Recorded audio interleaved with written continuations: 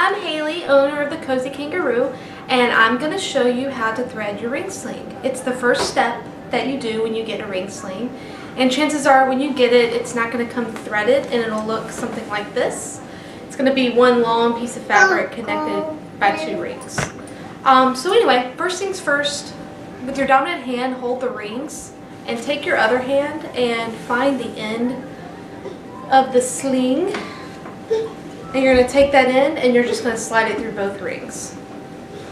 Now this is a Maya wrap. It's really padded, which is very nice, but it does take a little effort to get it through these rings, but that's okay. You're going to pull it through until it's about even with the rest of the sling, and then you're going to take it back through like you did before, but this time you're just going to take it through one ring instead of two, just like you would thread a belt. And then you just pull it all the way through until there's nothing left to pull. And again, this is a padded sling, so it does take a little effort.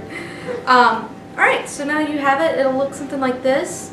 And you're not done yet. My recommendation when you are threading ring slings is just take your time with it.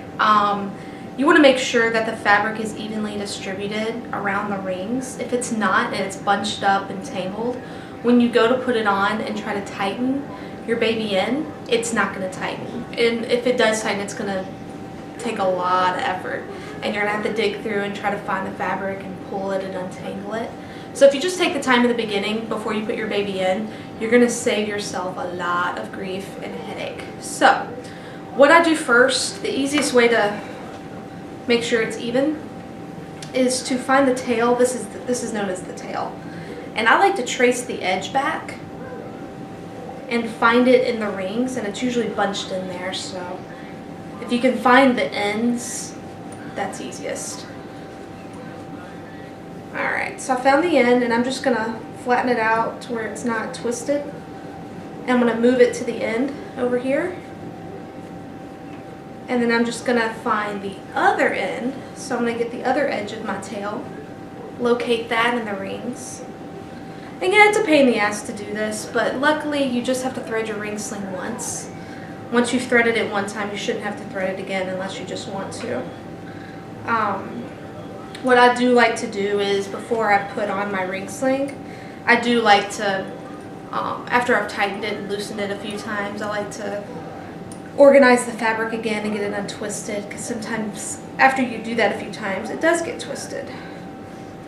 And I do that right after I take my baby out. So the next time I go to put my baby in, I don't have any extra work to do. So anyway, all I'm doing is I'm going to spread that fabric out. See how it's kind of bunched in there? Spread, spread, spread. And when you're done and you're ready to put your baby in, your ring sling should look something like this. Nice and even all the way across. And you're ready to put your baby in.